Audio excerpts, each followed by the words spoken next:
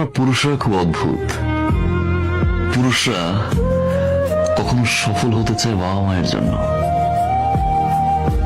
কখনো সফল হতে চায় প্রিয় মানুষটাকে পাওয়ার জন্য, একটা সময় খেটে মরে স্ত্রী আর সন্তানের জন্য, পরিবার প্রিয়জনের হাসিতে হাসে, তাদের দুঃখে আবার কাঁদে। পুরুষ যখন নিজে বাঁচতে চায় তখন আর সময় থাকে না। কাউকে ভালোবাসতে পারছি না আমি, কারণ আমি আপনাকে খুঁজে পাই না।